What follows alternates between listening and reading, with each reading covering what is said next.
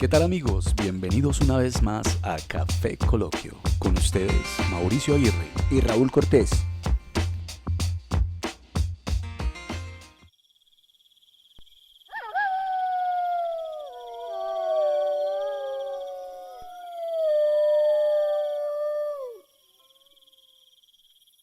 ¿Qué nos hace humanos? ¿El desarrollo de la capacidad intelectual? ¿O tal vez la abstracción, la introspección, la racionalidad? ¿Tal vez la conciencia de sí mismos, la capacidad para reflexionar sobre nuestra propia existencia, sobre el pasado, presente y sobre aquello que proyecta en el futuro? ¿Qué tal, Raúl? ¿Cómo has estado? Bienvenidos a este podcast. ¿Qué tal, Mauricio y oyentes? Bueno, Mauricio, ya está servido el café. Ah, excelente. Por favor, con 2 de azúcar. ¿De qué vamos a hablar el día de hoy, Raúl? El tema de hoy es interesante. Vamos a hablar acerca de los niños ferales. Bien interesante. Es un tema que hemos venido conversando hace días y que nos llamó mucho la atención. Es por eso que traemos hoy en esta entrega una preparación muy importante referente a los niños ferales. Bueno, Mauricio, pues es interesante el tema porque me gustaría primero que todo hacer una aclaración acerca el término feral. Y es que el término feral viene del francés que quiere decir fiera. Entonces vamos a hablar de los niños fiera, los niños salvajes, los niños que fueron criados por algún tipo de animal salvaje o digámoslo así, en algún bosque o en algún lugar recóndito de las selvas del mundo. Me llama mucho la atención para hablar del tema en la mitología romana, el caso de los fundadores de Roma, que es Rómulo y Remo. Pues uno ve en la mitología griega como Marte, el dios de la guerra, engendra en Rea Sibia a 2 mellizos llamados Rómulo y Remo. Cuando estos nacieron y para salvarlos, su madre, fueron arrojados al Tíber, dentro de una canasta, el río Tíber, como el estilo de Moisés, fueron lanzados en una cesta, en una canasta, que encalló en una zona de las 7 colinas situadas cerca de la desembocadura del río Tíber. Y allí cerca donde desembocaba el mar, pues llega una loba llamada Luperca, se acerca a beber agua y los recogió. Y dice la mitología romana que los amamantó en su guarida del monte Palatino. Ya más adelante alguien los encontró y los acabaron de crear, pero básicamente esta es la historia de los fundadores de Roma. Qué bonita la interpretación, Raúl, que siempre se le da a la parte mitológica, ¿no? Todos estos relatos y estos cuentos que nos traen la manera de interpretar lo que queremos percibir como una realidad.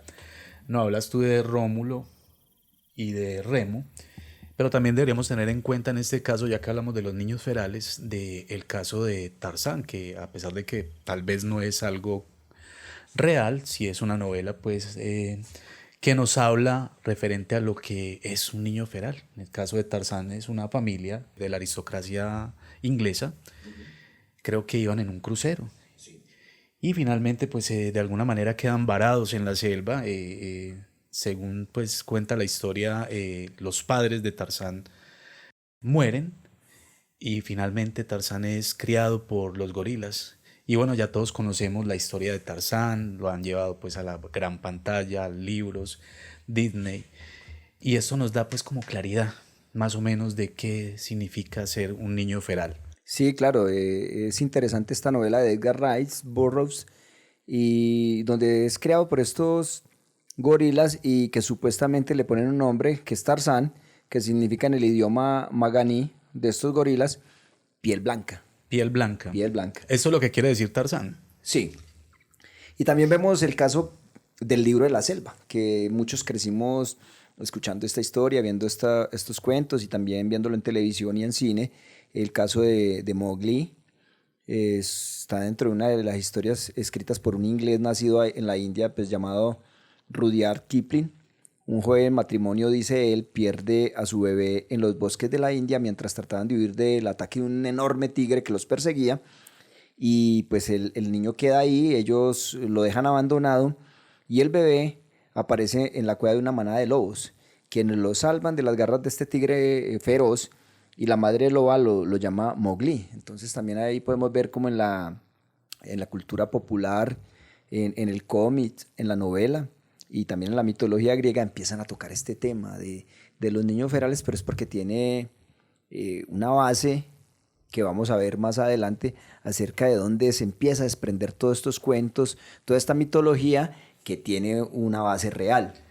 Por cierto, cuando hablas de Mowgli, muy buena es la última entrega de la película, los efectos buenísimos. Por supuesto. Y bueno, específicamente vemos cómo este personaje es criado por lobos y esto da paso para hablar de, en este caso, de la primera persona de la cual tenemos alguna referencia.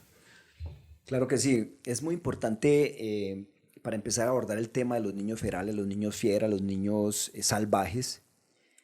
Mira, el primer caso documentado, uno de los casos que se documentó para la época desde la parte científica, desde la parte pedagógica, y es el caso de Víctor de Averón. Bueno, Víctor de Averón fue un niño que en el año de 1799, para ser más concreto, en el mes de septiembre de este año, de 1799, tres cazadores encontraron a un niño totalmente desnudo. El niño se encontraba en el bosque recogiendo raíces, tubérculos y frutos para sobrevivir. Estos cazadores pues se asustan de ver un niño que al parecer ellos dicen tenía más o menos entre 8, 9, 10 años y lo recogen asustados, pues este niño en un estado salvaje, lo llevan a una cabaña para protegerlo y para mirar a ver qué hacen. Y resulta que entonces este niño se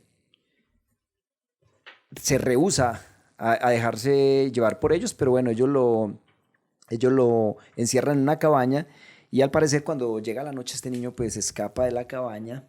Nuevamente lo ven por ahí merodeando, lo vuelven a capturar y nuevamente huye. Eso fue en el año 1799 y para el año de 1800 pues le tocó pasar uno de los inviernos más crudos que ha tenido Francia y este niño con una camisa desgarrada, al parecer, pasa ese invierno tan crudo, lo ven merodeando en los bosques cercanos a estos pueblos y lo vuelven a capturar ya por tercera vez y ahí sí es enviado a un orfanato. Este niño se llama Víctor de Averón porque el bosque donde fue encontrado es una región que se llama Averón. Qué interesante que de alguna manera desarrollan también como la capacidad de tener una tolerancia al clima, ¿no? A los climas extremos. Claro, claro, es digámoslo, una forma de adaptación al entorno. Entonces, este niño lo encuentran estos cazadores, como te decía y como les contaba, por tercera vez es capturado, de ahí lo llevan a un orfanato en Saint-Affriquet y posteriormente a un instituto para sordos llamado Rodez. ¿Y se sabe más o menos qué edad tenía cuando este niño fue capturado? Pues mira, se dice que el niño nació más o menos en el año de 1788, para la época o para el momento en que lo encontraron estos cazadores, se cree o se calcula que tenía más o menos unos 9 años, de 9 a 10 años. Entonces es llevado a este orfanato y yo quiero que miremos el aspecto que tenía el niño. Primero que todo tenía la cara y las manos llenas de cicatrices. Tenía una cicatriz en el cuello que iba de lado a lado. No se sabe si alguien trató de asesinarlo, o cayó en una trampa, o fueron los animales de pronto salvajes con que se crió. Pero al parecer la historia es la siguiente. Este niño fue abandonado por sus padres, es lo que se cree, porque no se tenía mucha información en la época y ahora pues menos de sus padres o de su familia. Entonces, este niño le tocó en sus primeros años vivir en el bosque y tal vez compartió con muchos animales del bosque y aprendió a comer raíces, a comer bayas, frutos y todo lo que encontraba allí, aprendiendo de los animales. Este niño entonces tenía la cara y las manos llenas de cicatrices. Medía 1,35. Tenía gran cantidad de vello en su cuerpo y andaba en cuatro patas. Lo que estás diciendo, se adaptó a las inclemencias del tiempo y pues su cuerpo desarrolló bastante vello, lo cual de alguna manera lo cubría de la inclemencia del invierno y de las noches tan frías.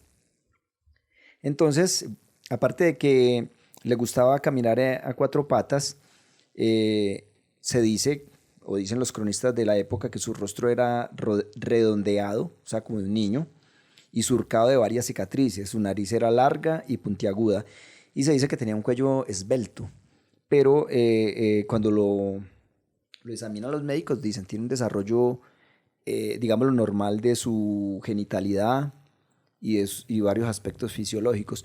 Pero la estatura, pues sí era y fue siempre, digámoslo, una falta de desarrollo, tal vez por las carencias alimenticias, aunque no lo encontraron del todo desnutrido, sí tenía algunas deficiencias nutricionales. A pesar de que en el caso de Víctor es un caso entre los pocos casos documentados, sí hay una gran falencia en la historia, en el hecho de saber en qué momento, de qué manera llega Víctor allí. Pues se dice de alguna manera que fue abandonado por sus padres. Lo que no sabemos fue a qué edad, en qué momento, cuánto compartió con sus padres. Pero bueno, eso lamentablemente no podemos decir cómo ocurrió. Esa información se desconoce, pero bueno, cuando le hicieron las evaluaciones, chequeos y todo, pues se encuentra, hombre, que es un niño que no articula palabra. Entonces asumimos que fue abandonado en el bosque a muy temprana edad. Tal vez no había aprendido un lenguaje articulado para el momento donde fue abandonado en el bosque o donde se perdió. Y cuando este niño llega a el orfanato o al hospital donde lo atendieron en Rodez, que allá atendían también a sordos, entra un personaje aquí interesante y es Jan Itar, que es un médico y pedagogo. Para la época estaba joven, estaba casi que recién graduado, tenía 26 años. Él, él ve, y toda Francia pues estaba al tanto de este caso del niño salvaje, del niño feral.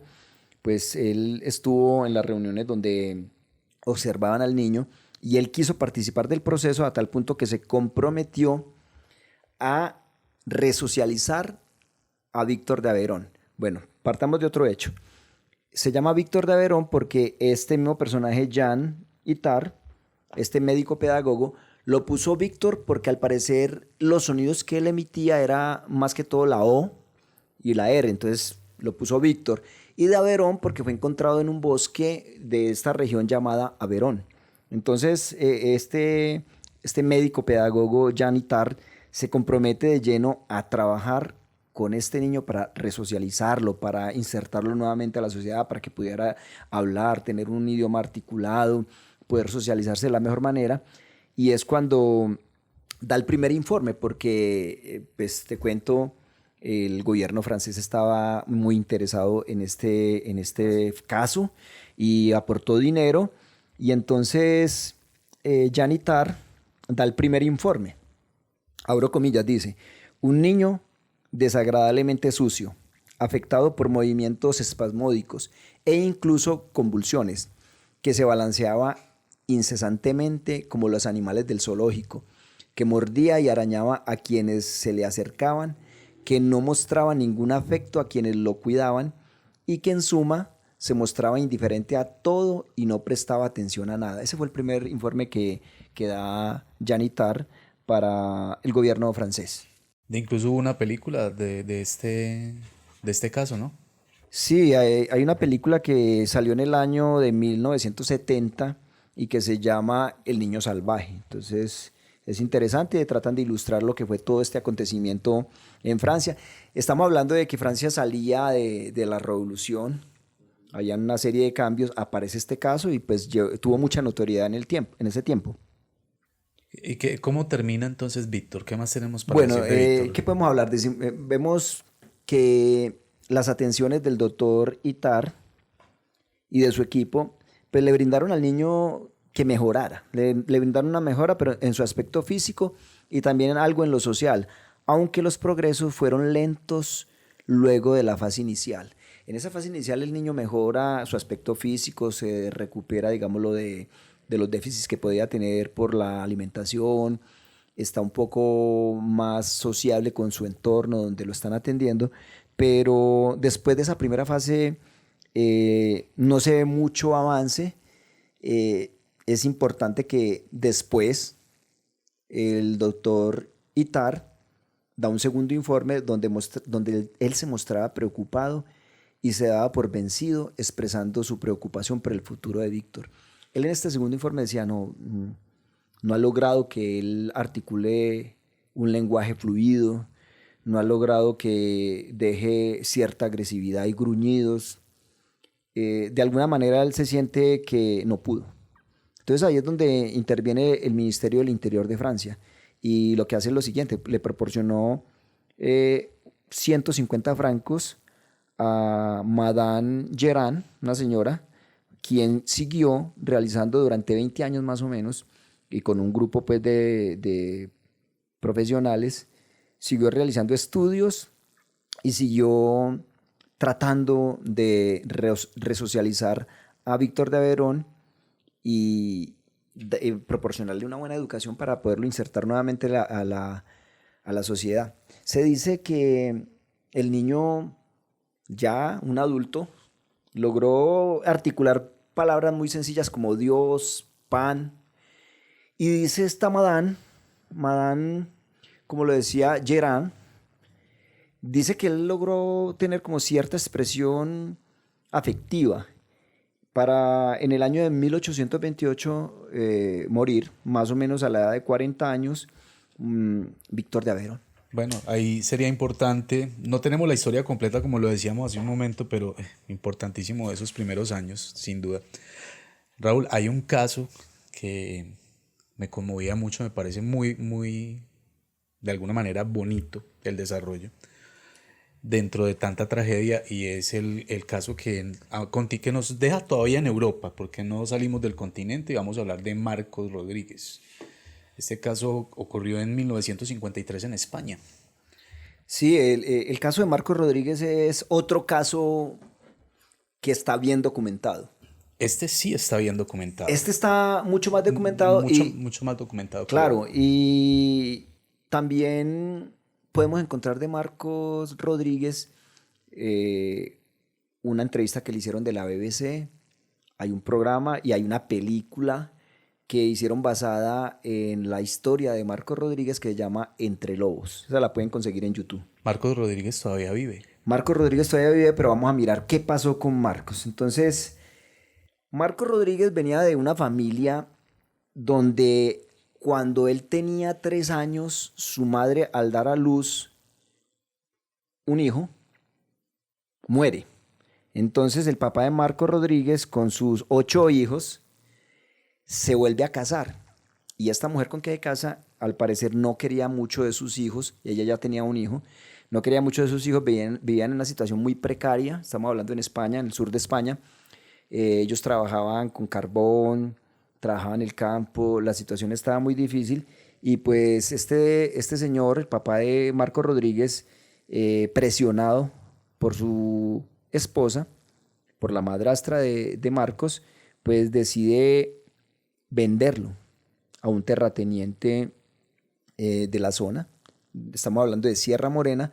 Entonces fue vendido o entregado a ese terrateniente, el cual lo entregó a un pastor de cabras en la sierra adentro, en la parte más recóndita de esta Sierra Morena, y lo vendió o lo entregó para que ayudara a este pastor de cabras y que lo ayudara en el pastoreo. Entonces el niño llega aproximadamente de 6 años, pero viene de ser maltratado por su madrastra, de ser golpeado, de pasar necesidades y dificultades. Este pastor lo acoge y lo trata bien. En el caso de Marcos hay algo a favor y es que estuvo pues dentro de un núcleo familiar hasta los 6 años y eso es de verdad muy importante, pero como acabas de recalcar, lamentablemente un ambiente de mucho maltrato. Pues importante porque aprendió a hablar, aprendió ciertas funciones sociales, digamos, los ciertos usos y maneras de poderse comportar pues en sociedad, pero el maltrato, los golpes, maltrato psicológico, físico,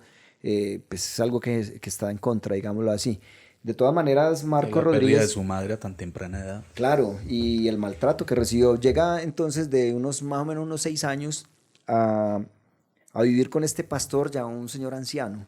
Entonces empieza a ayudar en el pastoreo de las cabras, duerme en una cueva con este señor de una manera pues muy rudimentaria, en una cueva donde no tienen ningún tipo pues de servicios ni de luz, nada.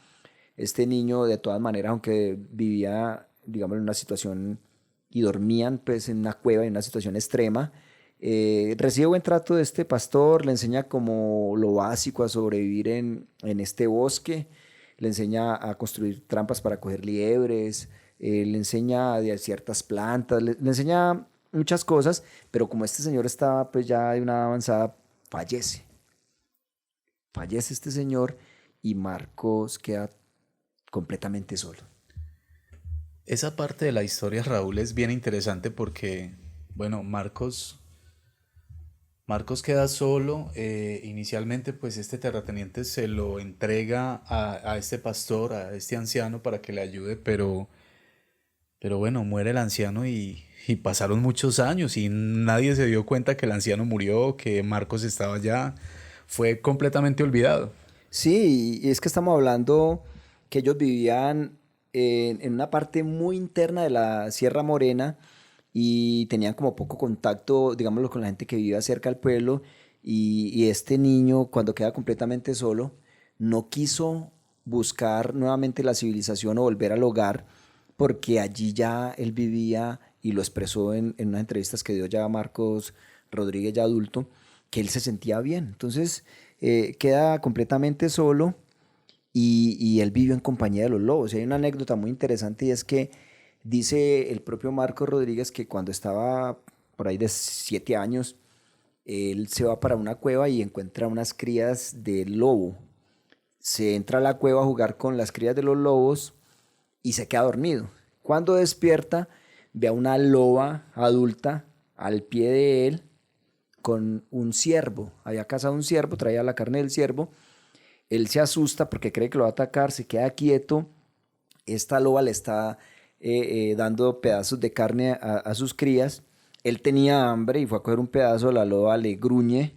Él cree que lo va a atacar, se queda quieto, se cubre el cuello, la cabeza como protegiéndose y la loba no le hace nada. Cuando le da la carne a sus crías, a sus lobeznos, le tira un pedazo de carne a Marcos. Marcos cree que de pronto le va a dar un zarpazo o algo y le da miedo, se queda quieto. La loba con el hocico le acerca la carne a Marcos, pues Marcos coge la carne y dice que comió la carne. Desde ahí la loba ya se le acercó, le lamió la cara y ya él era uno más de la manada. Lo aceptaron entonces Lo en la manada. aceptaron y lo aceptaron y él empieza la vida con los lobos. Se dice que es aceptado por ellos y aprende a cazar con ellos, aprende estrategias de cómo perseguir presas, cazan en manada. Y hay otra anécdota muy interesante de Marco Rodríguez y es que él cuenta que se hizo amigo de una serpiente. Él dice lo siguiente, que en la cueva donde él dormía vio una serpiente pequeñita, entonces cogió unas ramitas y le hizo como una especie de nido a la serpiente quedó ahí y dice que él alimentó a la serpiente con leche de cabras, a la serpiente le gustó y dice que la serpiente lo seguía a toda parte y él la alimentó y que esa serpiente, dice él, lo protegía de alguna manera. Entonces otra experiencia, otra anécdota muy interesante en la historia de Marco Rodríguez, que se hizo amigo de esta serpiente y que lo seguía y lo acompañaba a Pero qué toda bonito parte. todo eso. Vienes bien dateado, porque eso sí no lo habíamos conversado. Sí, sí, claro, es interesante encontrar estos temas y hurgando, digámoslo así, en la historia y en tanta información que podemos encontrar. Entonces, él está viviendo feliz, Mauricio y amigos, está Después de la viendo. muerte del anciano. Sí, ya es uno más de la manada, ya él caza, conoce de plantas, conoce de frutos secos, de bayas, de raíces, de cazar animales, él hace de todo. También, Alcanza la adolescencia incluso. sí, él ya lleva 12 años viviendo así, pero bueno, algo interesante es que él A ver, llevaba 12 años viviendo entre lobos, Sí, contando el tiempo que vivió con el anciano, sí, más 12 años. 12 años. Entonces, estamos hablando ya de un joven de 19 años. Mira que él, aunque él sabía hablar, cuando llegó allá y se expresaba verbalmente con este pastor, cuando el pastor muere y él ya empieza a interactuar con los animales, él empezó a emitir gruñidos como los lobos, dejó el lenguaje o idioma articulado y le preguntan que si él se sentía solo. Él dice que él no se sentía solo porque cuando estaba en la cueva emitía un gruñido o algo y le contestaba, digámoslo así, un animal o los lobos o un búho y entonces él sentía que estaba acompañado. Vivía feliz hasta que la Guardia Civil, en el año de 1965, cuando Marco Rodríguez tenía 19 años, lo encuentran. Lo encuentran en estas cuevas. Se lo encuentran por casualidad, Sí, supongo que iban haciendo guardia o estaban haciendo un un recorrido por recorrido. Sierra Morena, encuentran a Marco Rodríguez y lo llevan. Él no puso mayor resistencia, pero entonces lo llevan a un pueblo cercano ahí en Sierra Morena y lo llevan a un convento. Dicen pues que cuando lo llevaron, él le pusieron una sopa caliente ahí en la mesa para que comiera y él lo que hizo fue meter la mano como, formando como una coquita a la mano para tomar sopa y esa sopa está hirviendo y se quemó y pues la botó lejos, no tenía modales. Estas monjas empiezan a hacer un proceso con él de resocializarlo nuevamente, eh, empiezan nuevamente a hablar, a comunicarse y como estaba en edad de prestar servicio, pues le tocó prestar el servicio militar. Llegó de prestar servicio militar, se dice que trabajó en un bar, trabajó en la construcción, desempeñó varios trabajos y se casó. Se casa este Marco Rodríguez, pero varias veces fue engañado porque él era muy ingenuo. Él llega nuevamente a la civilización y se dice que el ruido de un pueblo, de una ciudad, los carros, todo esto, lo empiezan a él como a apabullar. Y de alguna manera él quería huir nuevamente al bosque y tener su vida, digámoslo, tan natural, pero fue insertado nuevamente, empezó nuevamente a socializar y como te digo fue engañado varias veces porque no conocía bien el valor del dinero. La esposa creo que lo engañó varias veces y él se comportaba como un niño en muchos aspectos, pero logró nuevamente insertarse en la sociedad. Hoy en día él vive en Galicia, Marco Rodríguez, y cuenta más o menos con unos 76 años de edad. Ha sido entrevistado por la BBC, ha sido entrevistado por Nat Geo, por Discovery, y es un personaje muy interesante. Mantiene en este pueblo que es vive en una zona en Galicia, en España. Dicen que mantienen el bar, no bebiendo, sino que es un lugar de socialización. Allí ha trabajado en ese bar, trabajó en hostelería y en turismo.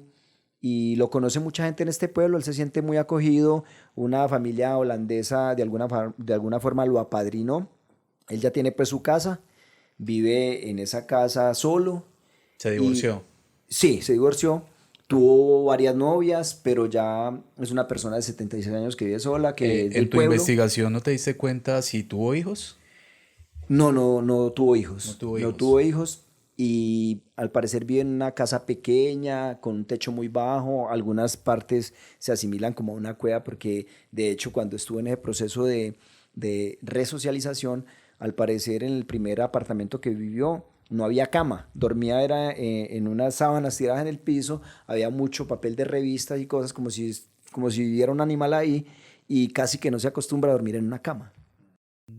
Bueno, estos casos nos van dando unas pistas ya, Raúl.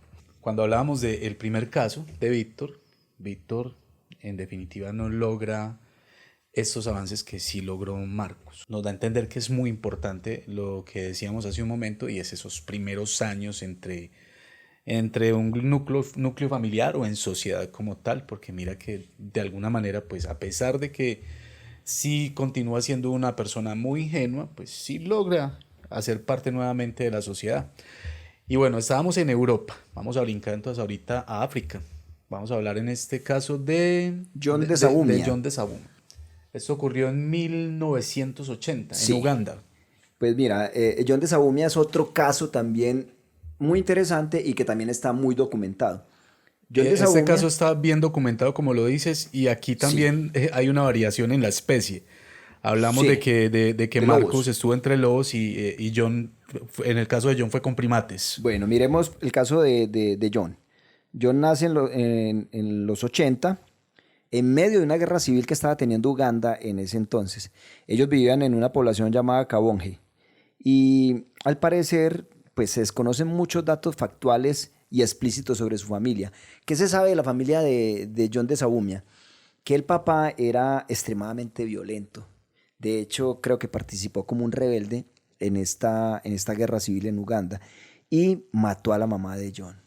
Mató a la mamá de John, era una persona violenta, agresiva. Mata a la mamá de John, John queda solo y hay dos versiones. Hay una que dicen que John huyó, tenía 3 años el niño, vamos a contextualizar eso. El niño tenía 3 años, él huye a la selva y otra versión dice que el papá, porque no quería, pues ya había matado a la mamá y no quería responder por el niño ni criarlo, lo deja abandonado en la selva. Este niño crece en la selva, eh, cuando tenía 3 años, lo acogen un grupo de monos africanos. Lo ven y lo acogen porque pues, el niño apenas tenía 3 añitos. Eh, con el tiempo John aprendió a copiar los gestos y los sonidos y los manerismos que hacían estos monos. Entonces el niño empieza a comer también frutos secos. Dice ella, John, más adelante cuenta que él mantenía jugando todo el tiempo. Todo el tiempo jugaba con estos monos. Dice que dormía en hojas de plátano y que comía fruta, nueces, frutos secos, maíz y bayas. Este niño tenía una vida, digámoslo casi que normal con estos monos, con estos macacos, y resulta que cierto día, eh, en 1991 para ser más precisos, una joven llamada Millie Sebabio, vio al niño desnudo, vio un niño desnudo ahí recogiendo bayas, recogiendo unas raíces, unos frutos, y un niño, sí, entre los monos y muy pequeño, y el niño estaba junto a unos macacos pequeños, y entonces pues ya asusta y va al pueblo, y cuando llega pues le avisa a la gente. Llega un grupo de personas a rescatar al niño, y lo curioso del asunto es que cuando estas personas van a coger al niño pues, para llevarlo al pueblo y para prestarle, digámosle, las atenciones que necesita, pues este grupo de monos empezaron a lanzarles piedras y palos tratando de evitar que se llevaran a John, porque ya era Era un de ellos, de la integrante manada, de la sí, manada, de la... era de la familia, ya de ellos. Entonces, este grupo pues se lo logra llevar y llevan al niño, y hay algo muy interesante en este rescate, digámoslo así. Se piensa que si el niño hubiera pasado unos días más, hubiera fallecido, hubiese muerto porque tenía un grado de desnutrición muy alto. Entonces creo que fue rescatado justo a tiempo. Entonces, bueno, llevan al niño al pueblo más cercano y lo valora un médico. Entonces, le hacen una revisión y ven que el cuerpo de John estaba lleno de llagas. Estaba lleno de llagas, de costras y de heridas. Y además tenía cierto grado de hipertricosis. ¿Sabes qué es hipertricosis? Ni idea. Estaba lleno de vello el cuerpo, o sea, tenía más vello de lo normal, como un proceso de adaptación al entorno. No tenía ropa, era desnudo, pues tenía bastante vello en su cuerpo, lo cual le proporcionaba cobijo, digámoslo así, Inclemencias del clima. claro, frente a las inclemencias del clima, frente a la noche. Y mira cómo desarrolló como los monos también este pelaje que le protegía de la intemperie. Bueno, pero la historia de John es muy bonita. Hay mucho que contar. Y es muy interesante porque, bueno, también en esa valoración médica pues se dan cuenta que le faltaba un dedo de un pie. Ok. No sé si lo perdería de pronto en una confrontación con algún otro macaco o con algún otro animal de la selva. De todas formas, físicamente ese era el aspecto. Y también se pudo constatar que no podía comunicarse de una forma efectiva con los humanos. O sea, había también perdido, digamos, la capacidad del idioma articulado, tal vez porque vivió 3 años en la selva y con estos macacos. Recuerda que él se pierde o va a dar a la selva de 3 años, vive 3 años con estos macacos, o sea que es rescatado cuando tienen más o menos 6, 7 años.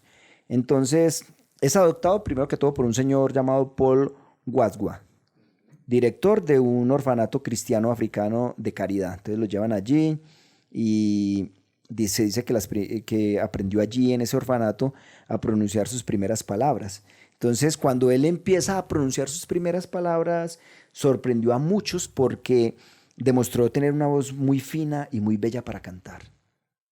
No había articulado palabra, pero cuando lo empezó a hacer, se dieron cuenta que tenía una voz muy dulce, muy bonita, muy armónica, pues a tal punto que llegó a formar parte del coro de ese orfanato. Tremendo. Sí, sí. Y creo que también jugaba muy bien al fútbol, ¿no? Sí.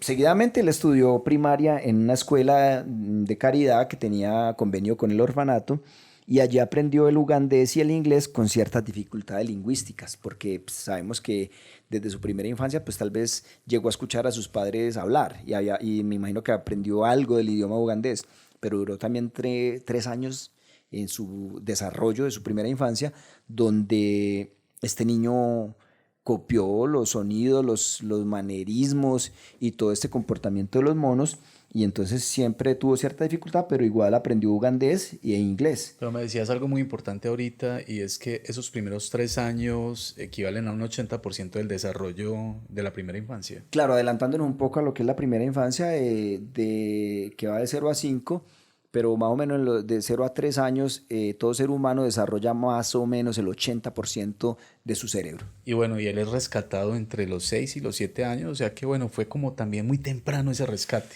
También pudo ser que estuvo a favor de él. Sí, claro, se pudo ir adaptando, como vemos en el recorrido, pues estudió su primaria, empezó también a aprender ugandés, inglés, se descubre pues que canta muy bien y cantaba también, que estuvo de gira por Inglaterra dando recitales con el coro del orfanato y cantando música gospel y canciones africanas. Esto es bonito porque alguien descubre, Sí, lo descubre cuando lo escucha cantar. es una odontóloga que está prestando como un servicio Humanitario. humanitario, esa es la palabra, un servicio humanitario en África. Conoce a John y lo escucha cantar y lo promocionó en Inglaterra, y pues se lo llevó para una gira de conciertos y lo escuchaban.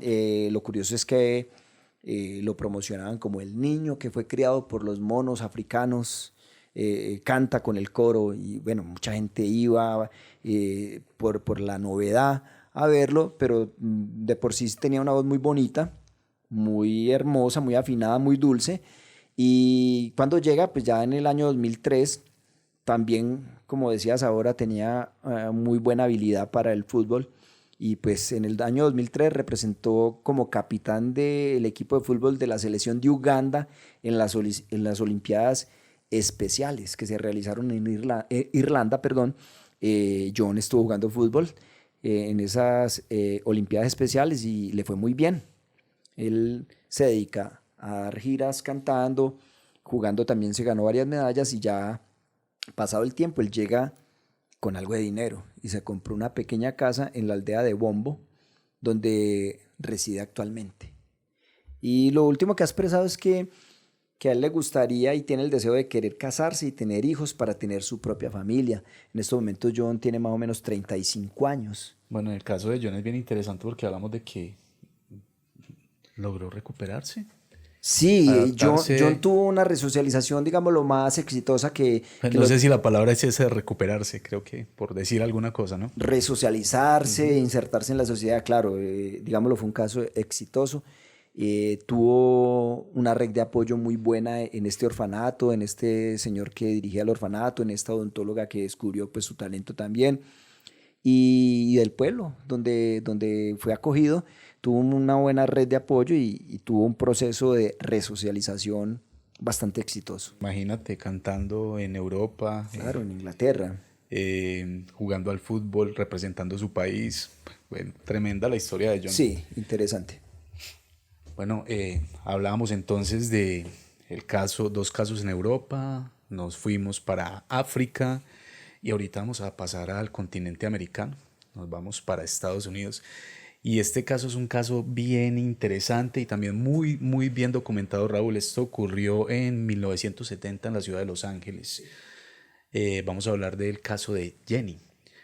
Jenny es una niña que también es considerada niña feral, pero el caso de Jenny es bastante distinto a los que acabamos de nombrar hace un momento. Resulta que Jenny nace en una familia pues tradicional norteamericana, pero al parecer el papá de Jenny tenía problemas psicológicos. Jenny tenía un hermano, ellos vivían pues con su madre, ese señor era una persona bastante violenta y hubo un incidente que llevó a que le ocurriera pues lo que vamos a contar de Jenny. Esta familia vivía el papá, la mamá, este señor Jenny y también vivía la abuela de Jenny, que viene siendo la mamá del padre de Jenny, vivía con ellos. Esta señora fue, o sea, sufrió un accidente, un vehículo la arrolló y pues esta señora murió en este accidente. Esto da pie para que el papá de Jenny, que ya tiene en este caso problemas psicológicos, empiece a tomar unas decisiones bastante radicales y esto ocurre cuando Jenny tenía 3 años. Jenny es confinada en una parte de la casa y el caso de Jenny es que no se le permite a nadie dialogar con Jenny.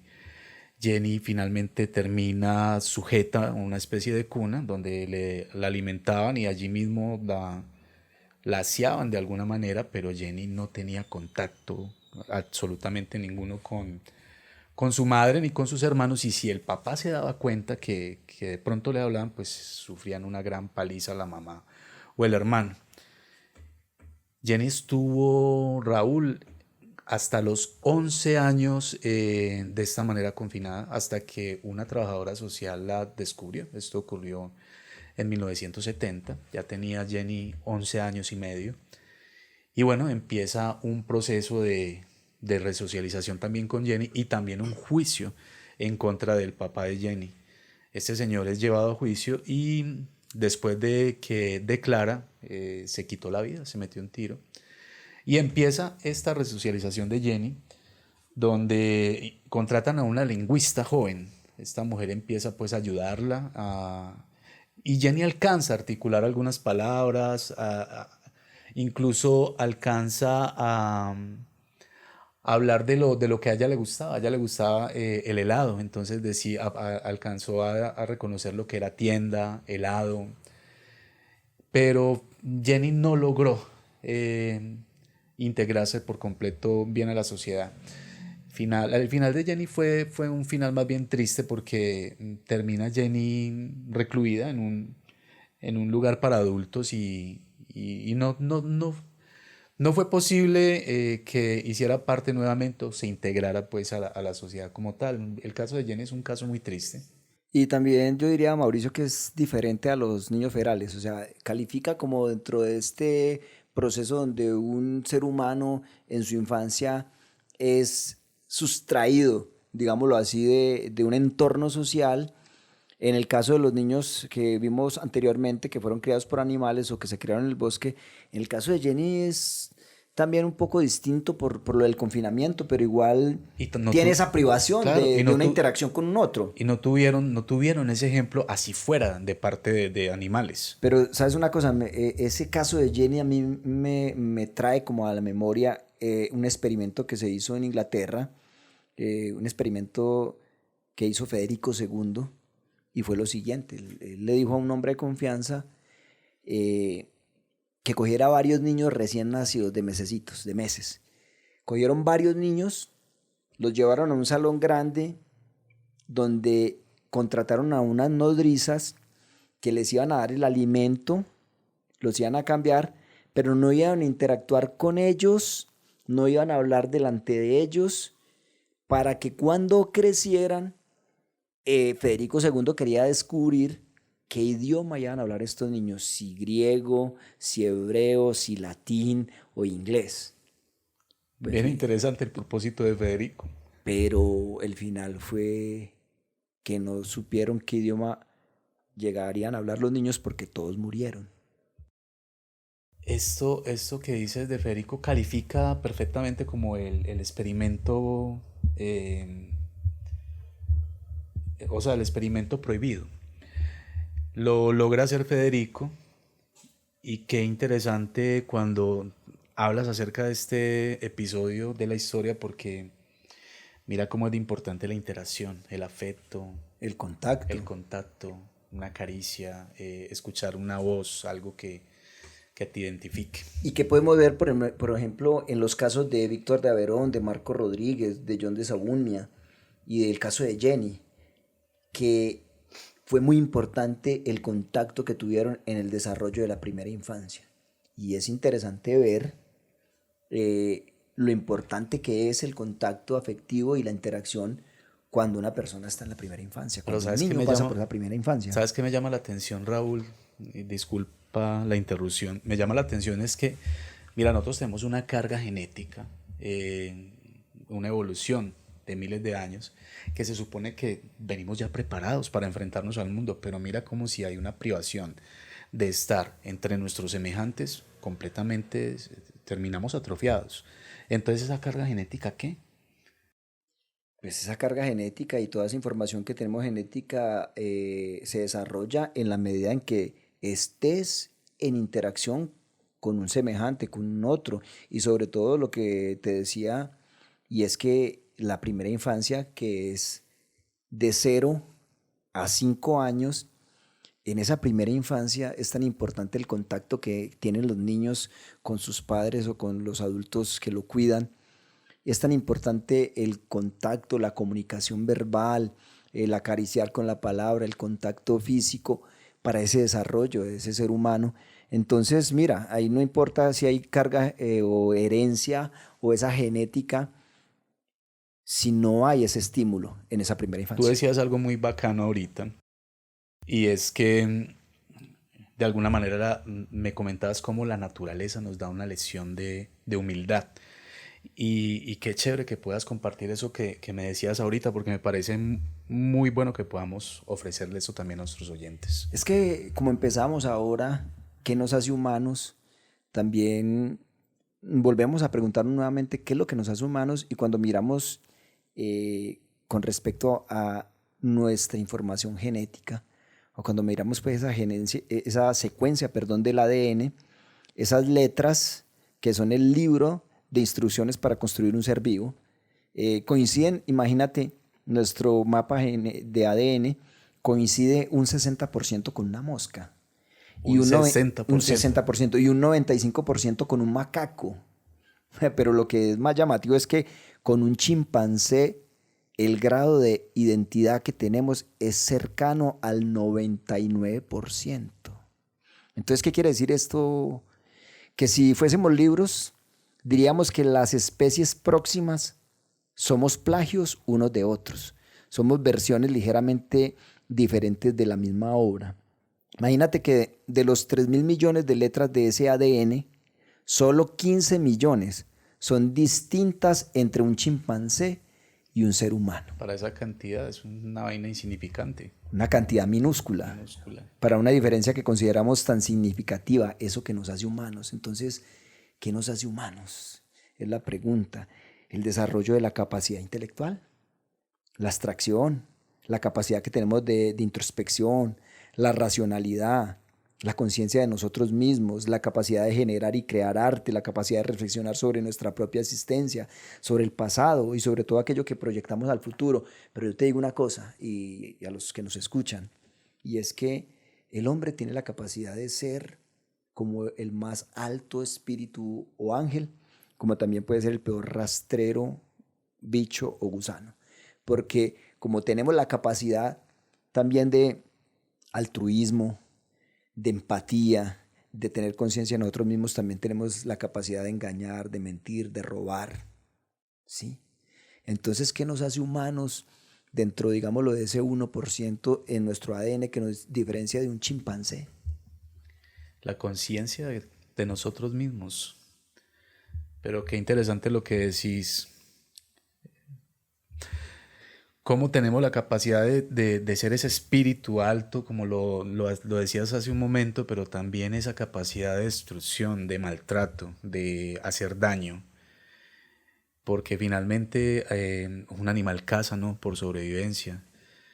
pero mira lo que hemos llegado, mira cómo la industrialización, cómo nos aprovechamos de otras especies. Entonces, para recuperar realmente lo que nos hace humanos, primero que todo debemos de recibir esa lección de humildad que nos da la naturaleza, que nos da todos estos avances antropológicos, biológicos, primero que todo para ser humanos y realmente percibirnos como humanos, es recuperar esa humildad y saber que somos también un ser más en esta creación, que compartimos toda esa información genética con animales, que somos parte del todo y que de hecho quisiera concluir con esto. El término humano viene de humus, tierra, y dice un libro antiguo como el Génesis que fuimos hechos de la tierra. Somos polvo de estrella, Mauro. Bueno, la pregunta del millón, ¿de dónde venimos y para dónde vamos? Este programa o este episodio de hoy da pie para que demos una pincelada de lo que viene en el próximo podcast, y es que vamos a hablar de la crianza humanizada. Ese será nuestro próximo podcast, para que estén muy pendientes. Quisiera hacerles la invitación para que nos sigan en nuestras redes sociales. Nos encuentran en Instagram como Café Coloquio, con Café Coloquio Podcast. También nos encuentran en YouTube, de la misma manera, Café Coloquio Podcast, y en Facebook también nos pueden encontrar. Los invitamos a que nos sigan, le den me gusta, dedito arriba, lo compartan. A ustedes no les cuesta absolutamente nada, a nosotros nos ayuda muchísimo, porque de esta manera vamos a crecer, vamos a poder generar muy buen contenido para ustedes. Y bueno, también nos gustaría que opinen, nos gustaría mucho que comenten al respecto, qué les ha parecido, que nos aporten también lo que ustedes conocen. Bueno, Raúl, me despido entonces. Un placer como siempre conversar con vos. Muy, muy bacano el tema de hoy, y hasta el próximo podcast. Muchas gracias, Mauricio, y oyentes. Entonces, hasta pronto.